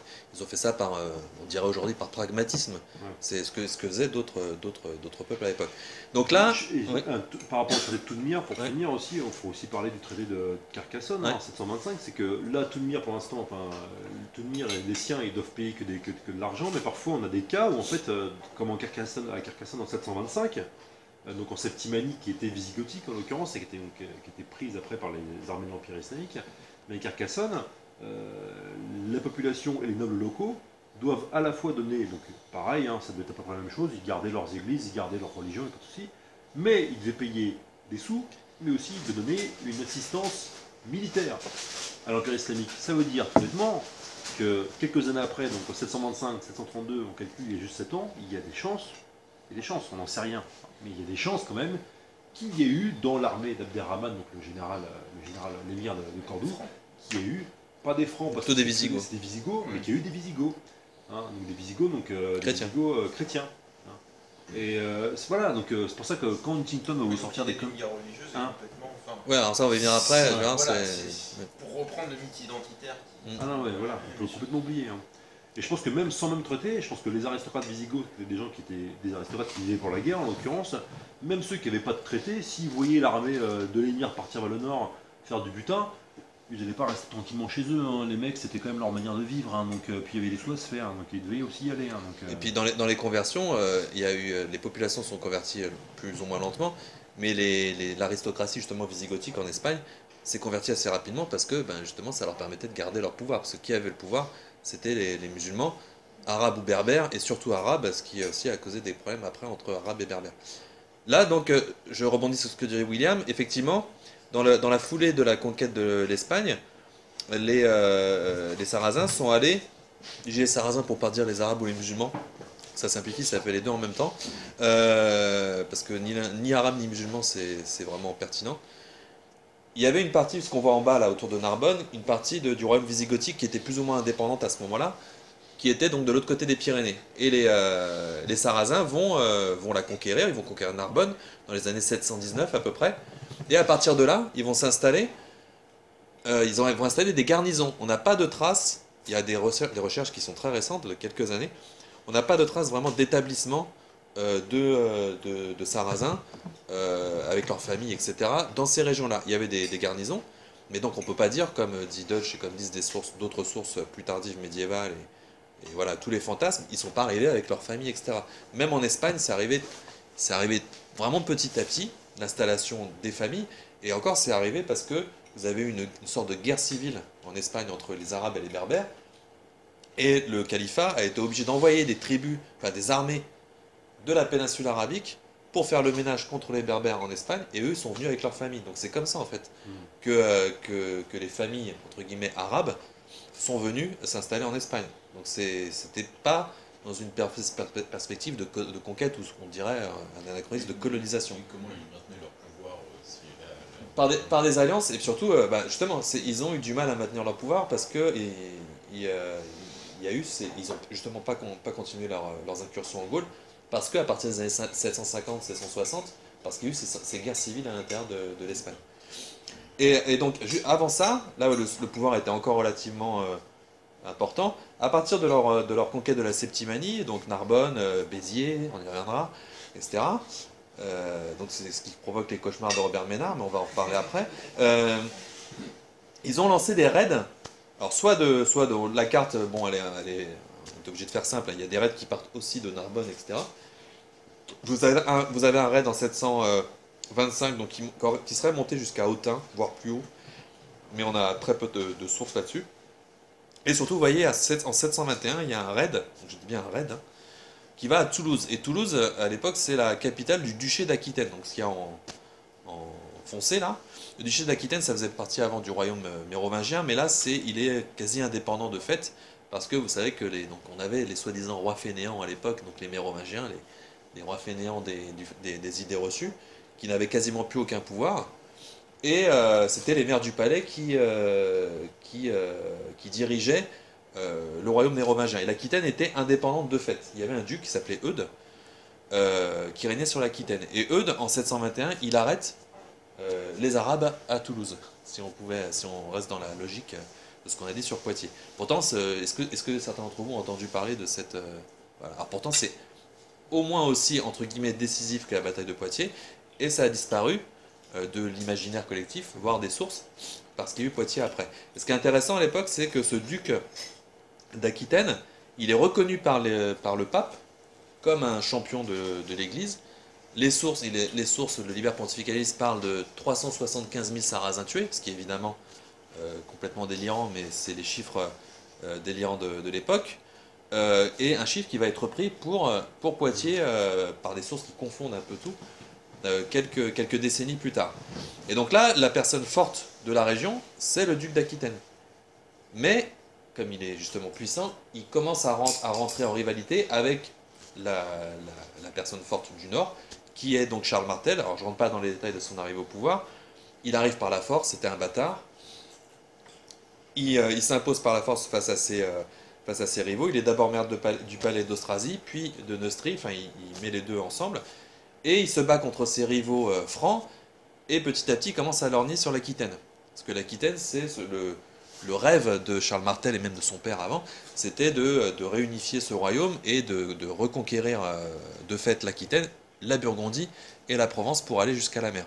Et donc vous avez une rivalité, même un affrontement, dans les années 720 et quelques, avant la bataille de Poitiers, entre Charles Martel, le maire du palais franc, et le duc d'Aquitaine.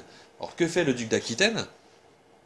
Eh ben, il dit, je suis un peu en difficulté au nord, au sud ça s'agite un petit peu aussi, je vais chercher des alliés.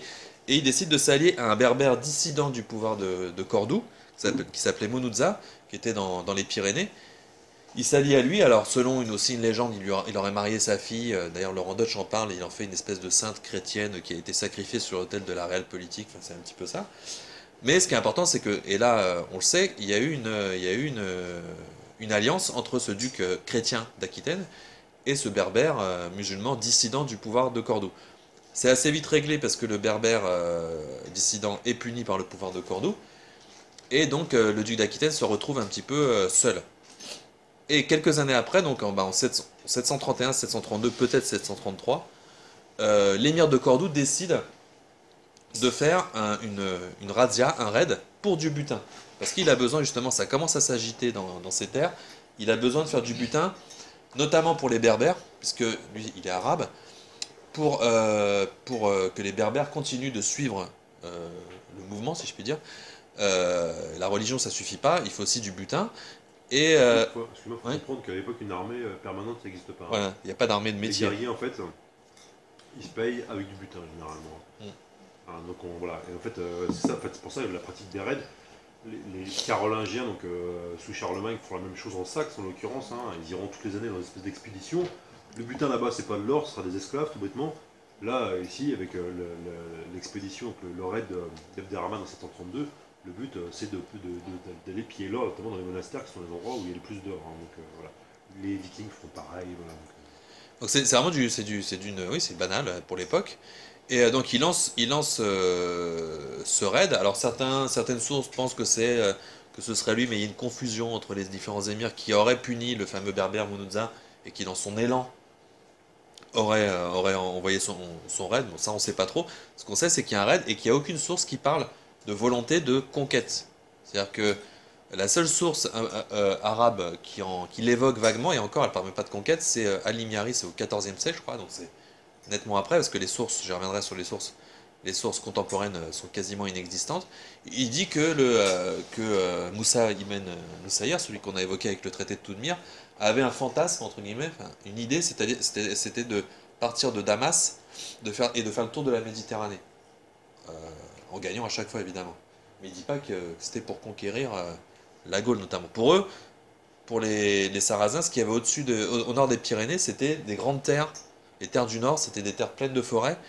Et ils avaient un peu peur, ils ne savaient pas trop ce qu'il y avait là-bas, et donc ils n'avaient pas forcément la volonté de conquérir. Par contre, ils savaient qu'il y avait du butin, notamment grâce, comme dit William, aux abbayes et aux monastères. Donc ils suivent la route des abbayes, en fait.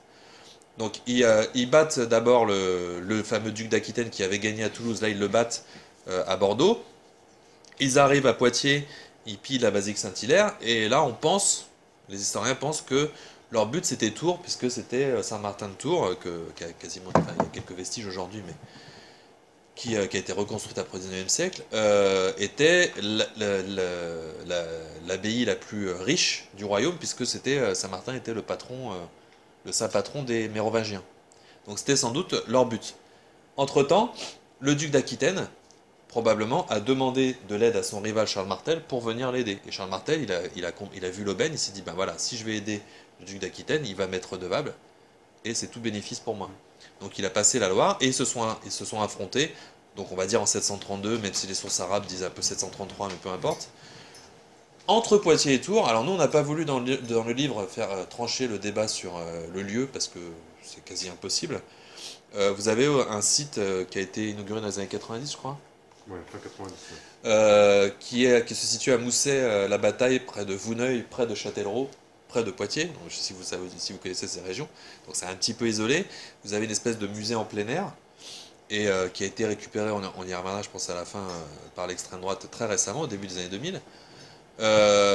Mais il y a d'autres lieux qui disent, un peu comme Alésia à une époque, ben non, en fait, la bataille de Poitiers, c'était là, c'était là, c'était là. Et les chercheurs arabisants se disputent un peu sur certains termes, donc en fait on ne sait pas où c'était. On sait que c'était entre Poitiers et Tours. Nous on a dit peut-être plutôt près de Tours si on se fie aux sources arabes. Et voilà, ce qui est important c'est que c'était entre Poitiers et Tours, ils avaient déjà passé Poitiers, qu'ils ne sont jamais arrivés à Tours. Ils sont vaincus, donc les Sarrasins sont vaincus par une alliance entre Charles Martel et le duc Eudes. Et là ce qui est intéressant de faire à ce moment-là, c'est de voir justement ce que disent les sources. Alors, les sources arabes, je l'ai déjà dit, sont toutes très postérieures, donc plusieurs siècles après la bataille. Et elles sont, évidemment, comme c'est une défaite, elles parlent très peu. Alors, en 2 lignes, ils disent l'émir Abdelrahman est mort en martyr en telle année. Et des fois, ils disent vaguement l'endroit, mais l'endroit, en fait, ils parlent de Balat al-Shuhada, c'est-à-dire qui a été traduit pendant des décennies comme la chaussée des martyrs, et que certains historiens, comme Françoise Michaud, par exemple, aujourd'hui, traduisent par le palais des martyrs. C'est pour ça que ce serait peut-être plus sourd que la chaussée des martyrs qui évoquait une voie romaine. Donc ça, les sources arabes, elles peuvent quasiment rien nous dire sur le sujet. Les sources, on va dire franques, pour faire simple, ou latines et chrétiennes, vous avez celles qui sont plutôt pro-Charles Martel, comme le continuateur de Frédéguerre, en parlent et mettent tout sur le dos du duc d'Aquitaine. Elles disent en gros que si Charles Martel est intervenu, c'est parce que le duc d'Aquitaine avait trahi en s'alliant avec les Sarrasins. Donc ils font sans doute référence à l'alliance avec le Berbère, mais ils font croire qu'il s'est allié, que le duc d'Aquitaine s'est allié avec les Sarrasins de Cordoue, ce qui n'était pas le cas. Donc là, le continuateur de Frédéguerre ne parle pas d'alliance entre le duc d'Aquitaine et son rival Charles Martel. Vous avez une autre source lombarde, donc l'Italie du Nord, Paul Diacre, qui en parle très peu, mais qui lui dit que le duc d'Aquitaine était allié à Charles Martel. Et vous avez Bède le Vénérable, donc tout ça c'est au 8e siècle, c'est peu de temps après la bataille, c'est les plus proches, qui est plutôt une source de l'Angleterre, qui l'évoque, mais qui apparemment, selon un historien qu'on a beaucoup utilisé, là, dont je vous recommande la lecture, qui s'appelle John Tolan, qui a écrit un ouvrage qui s'appelle Les Sarrasins, qui est vraiment bien. Il pense que cet historien donc des années 750 et quelques, je crois, ouais. Bède le Vénérable, enfin ce clerc Bède le Vénérable, confond la bataille de Toulouse et la bataille de Poitiers. Donc voilà, on ne sait même pas s'il parle de la bataille de Poitiers. En fait. Donc très peu de sources du côté sarrasin ou arabe et du côté latin. La source la plus importante qui fait encore débat, c'est ce qu'on appelle la chronique mozarabe, qui a été écrite dans les années 750, donc peu de temps après la date présumée de la bataille, par un mozarabe, donc un chrétien vivant sous domination islamique. Sans doute, on connaît très peu de choses sur sa vie, sans doute proche du pouvoir de l'émir, puisqu'il a beaucoup d'informations. Et lui, il donne beaucoup d'informations sur ce qui s'est passé avant, notamment l'alliance entre le duc d'Aquitaine et le berbère Monouza. Donc ça, c'est très intéressant. Et c'est le seul qui décrit, on va dire en détail, enfin qui fait la plus longue description de la bataille. On la met dans l'ouvrage. Qu'on soit clair, ces sources-là, hein, y compris, par exemple, la chronique mozarabe qui est la plus détaillée, mozarabe, ça fait un paragraphe. Oui. Faut être clair, c'est pas. C'est ça, comme ça, dans notre livre, ça prend ça. Hein. Voilà. Donc faut comprendre aussi qu'on travaille avec des choses qui nous disent très peu de choses, hein, qui disent peu d'informations, mais néanmoins on peut trouver des trucs. Et voilà, et ce qui est intéressant, c'est les termes qu'il emploie. Alors, il raconte la bataille, il dit en gros, là ça fait tomber un peu des idées reçues aussi, c'est que par exemple la fameuse cavalerie franque, ça arrive plutôt avec Charlemagne. Là, ce sont des guerriers à pied, comme des espèces de gros blocs, il parle de murs de glace, sur lequel se fracassent les cavaliers arabes. Là, ils avaient des cavaliers, puisque c'était un siècle après la conquête, ils s'étaient adaptés, notamment en copiant les Perses et les Byzantins. Ils avaient des cavaliers légers, mais ils avaient des cavaliers. Donc il raconte qu'il y a cet affrontement, ce choc, et une mêlée, et dans la mêlée, l'émir est tué. Voilà. Et après, l'armée franque va dans le camp. Le camp sarrasin se rend compte qu'ils ont tous fui le lendemain. Donc ça, c'est la seule chose qu'on connaît, on va dire, sur les détails de la bataille. Ce qui est intéressant avec la chronique mozarabe, c'est les termes qu'il emploie. Oui, ce que je veux dire. Ah, d'accord. Et donc les termes justement qu'il emploie, moi j'ai fait ça même avec mes cinquièmes, c'est très simple à voir, vous faites un tableau, comment nomme-t-il les sarrasins, comment nomme-t-il les francs. Et les termes qu'il emploie sont vraiment intéressants par rapport justement à l'aspect, on va dire, soi-disant religieux, qui n'est pas religieux. Pour les Francs, il emploie les termes, il parle des gens du Nord, il parle des Austrasiens, je crois, des gens d'Austrasie. Et quel terme encore ? Et surtout les Europenses, les Européens en fait. Il parle des Européens. Mais les Européens, il ne faut pas le voir comme nous, on le voit aujourd'hui. Hein. Ça n'a rien à voir. Et de l'autre côté, il parle des Sarrasins et il parle des Ismaélites, mais il emploie un terme entre guillemets religieux, mais pas dans le sens guerre de religion, c'est-à-dire pour un chrétien de l'époque, les Arabes sont les descendants d'Ismaël, donc c'est pour ça qu'ils appellent les Ismaélites. Et je ne sais plus quel terme, mais en tout cas, Arabes, et voilà, et Arabes. Donc Europenses, Arabes, mais il n'emploie pas le terme musulman parce qu'il ne sait pas ce que c'est déjà. Et surtout, il n'emploie pas le terme chrétien pour les Francs. C'est-à-dire qu'à aucun moment il fait d'allusion religieuse. C'est-à-dire que c'est un affrontement entre deux armées, deux forces politiques, qui n'a rien de religieux. Et c'est le cas, en fait, de toutes les sources. C'est-à-dire que même les sources, par exemple, pontificales, elles vont dire que c'est contre des païens, mais ça ne va pas être la victoire des chrétiens. Enfin, vous voyez, c'est pas un affrontement de deux religions. C'est ça qui est important. Surtout qu'il faut bien comprendre deux choses. C'est que déjà, par exemple, du côté chrétien, le concept de croisade, vous oubliez. La guerre sainte aussi. Voilà, 8e siècle, ils ne connaissent pas. C'est uniquement au 11e siècle, hein, pendant la Reconquista, et puis encore plus avec les croisades, que ça va être théorisé. Et encore, ça va faire débat. Hein. Quand les ordres militaires, comme les Templiers, sont apparus en Occident, tout le monde n'a pas dit bravo, quelle bonne idée. Hein. Donc, il y a même des gens, des ecclésiastiques, vont dire c'est n'importe quoi. Donc, le truc, c'est que croisade, vous oubliez, et par-dessus le marché, un truc hyper important, et là, encore une fois, tu as raison, il faut lire le bouquin de John Toland qui est passionnant là-dessus, mais il y a déjà des gens au 19e siècle qui l'ont bien vu. Hein. C'est que quand vous voyez dans une source médiévale le terme sarrasin, ça ne veut pas dire musulman, ça veut dire païen, ce qui veut dire que ça veut dire plein de choses. Par exemple, on est tombé sur un texte du 14e, c'est Toland qui en parle, hein, mais un texte du 14e siècle où Clovis, avant sa conversion, donc avant de devenir chrétien, est décrit comme un sarrasin. Donc, ce qui fait que pour ces gens-là, en fait, pour des gens du Moyen-Âge, sarrasin c'est un païen, et donc Mahomet pour eux c'est une idole, hein, donc ils prient Mahomet comme les Romains pouvaient prier des idoles. Et en fait, c'est-à-dire que les Vikings, les Lituaniens païens, les Saxons, et tout, enfin, c'est les mêmes. Hein, et les Sarrasins, c'est les mêmes, c'est les païens. C'est des païens qui sont en train d'attaquer, qui sont en train de les attaquer, qui viennent de partout, quoi. Donc en fait, il faut bien comprendre que ces gens-là ne sont pas du tout une espèce de guerre de religion entre d'un côté, ou de guerre de civilisation entre d'un côté les chrétiens et puis les musulmans. Non, c'est les chrétiens, en gros, eux, d'accord, hein, contre en fait une espèce de marge hein, qui les entoure, hein, une espèce de monde chrétien qui sera entouré de païens hein, et d'idolâtres. Donc là, en fait, on n'est pas du tout... La connaissance de l'islam à l'époque par les chrétiens, c'est zéro. C'est vraiment, ça arrive beaucoup plus tardivement, 12e, 13e et encore. Même au 12e siècle, ils font même des gens qui sont très intelligents, très compétents, font des contresens phénoménaux. Hein. Quelqu'un comme Bède le Vénérable qui lit et qui se fait très Pierre le Vénérable. Parce que Bède, c'est l'autre. Ah oui, Pierre le Vénérable, ouais. L'abbé de Cluny, qui se fait lire, qui se fait traduire une partie du Coran, ne capte pas en fait ce que c'est que l'islam, et il dit encore, je suis pas sûr, est-ce que ces gens-là c'est des païens, est-ce que ça se trouve ces gens-là c'est soit des païens, soit en fait une hérésie chrétienne. Le mec il a rien compris. Il a rien compris. Donc vraiment il sait pas quoi. Donc voilà. Et ce type-là se fait traduire des bouts de Coran quand même. Hein. Voilà. Et on est au XIIe siècle. Là, 4 siècles avant. Donc là, il faut vraiment. Donc on n'est vraiment pas dans l'affrontement religieux. Et vous avez vu, il y a des alliances entre chrétiens et musulmans. Et ça continue après, la bataille de Poitiers, est-ce qu'elle est décisive? C'était aussi ce qu'on voulait montrer dans le livre. Bah, pas vraiment, puisque vous voyez, en 737, un autre émir et des Sarrasins s'allient avec les Provençaux, qui sont chrétiens aussi, pour faire d'autres raids. Et on leur ouvre les portes d'Avignon. Et là, une fois encore, Charles Martel, il voit l'aubaine, puisqu'il avait réussi à rendre le duc d'Aquitaine redevable, ce qui a permis donc aux Francs de mettre les pieds vraiment en Aquitaine, même si elle va vraiment rentrer dans l'orbite carolingienne, plutôt sous Charlemagne et Louis le Pieux.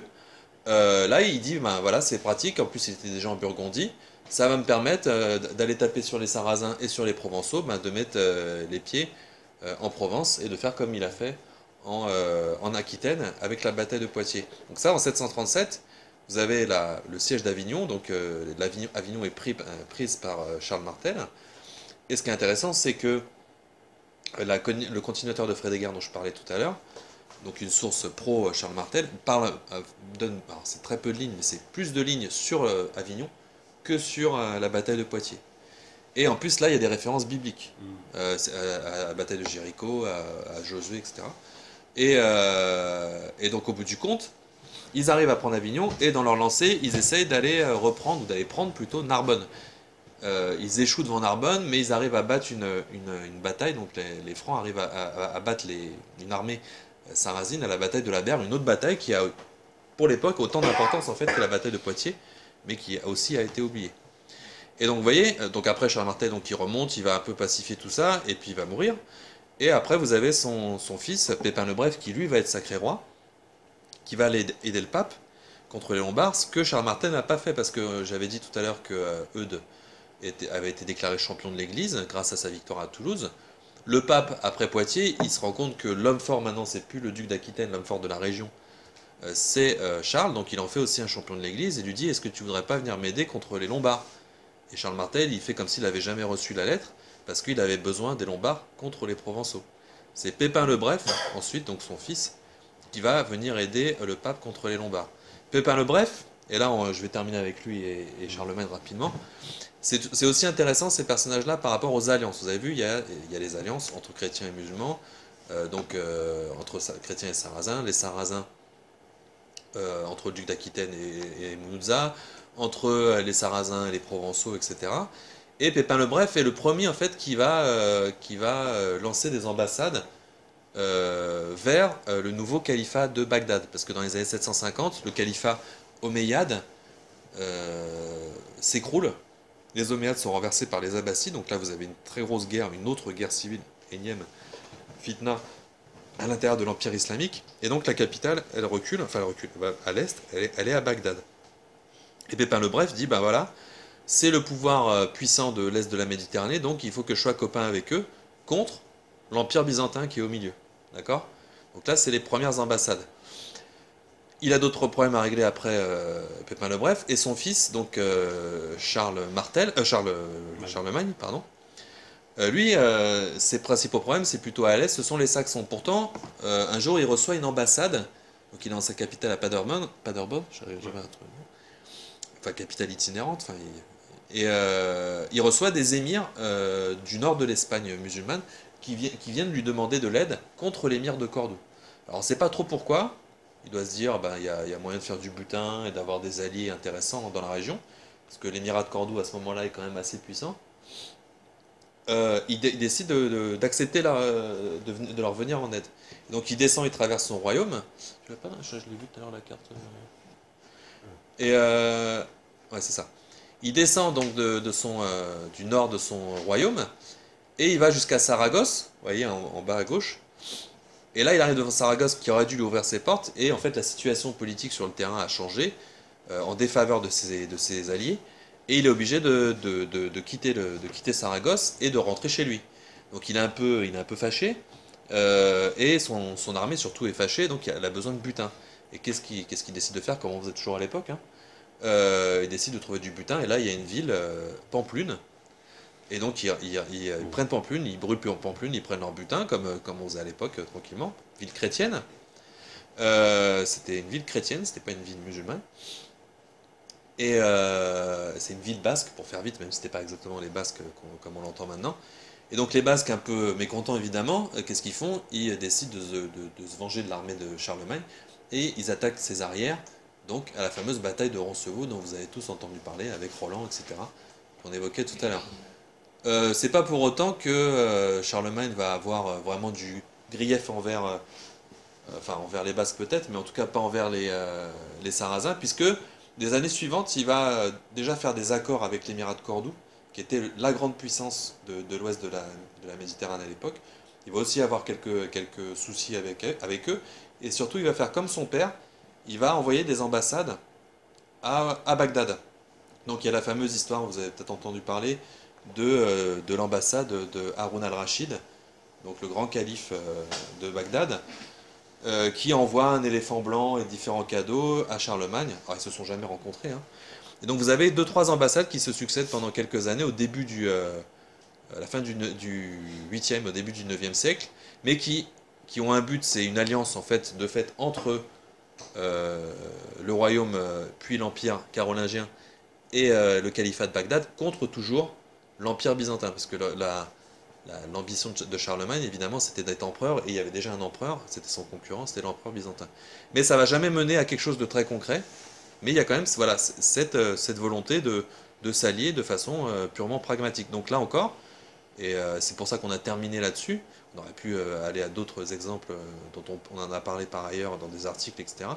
Là, ce n'est pas des blocs de civilisation, vous n'avez pas un bloc chrétien contre un bloc musulman, vous avez déjà les musulmans eux-mêmes qui sont divisés, parce que là, il n'y a pas encore de califat de Cordoue, ça c'est au début du Xe siècle, mais déjà l'émirat de Cordoue, de fait, est indépendant du califat de Bagdad, parce que l'émirat de Cordoue, il est fondé par un des survivants des Omeyyades, qui ont été renversés par les Abbassides, donc il ne fait plus partie du califat de Bagdad. Donc le monde musulman déjà est divisé, bon il y a encore d'autres divisions à l'intérieur, le monde franc évidemment est aussi divisé, et vous avez une porosité entre les deux, des alliances diplomatiques, beaucoup de commerce aussi, notamment d'esclaves.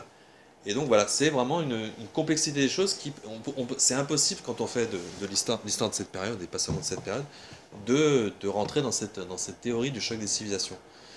Oui, je finirai juste un peu là-dessus. C'est qu'il faut juste penser que Charlemagne, il a passé un bon tiers de son existence à faire des expéditions contre les Saxons. Même la moitié. Oui, la moitié, qui sont sur la territoire Huntington, quand même dans le bloc occidental. Alors qu'en fait, voilà, les ennemis de Charlemagne, c'est les Saxons, et les Avars aussi un petit peu, donc c'est des trucs... voilà, donc c'est vraiment, là on est dans les...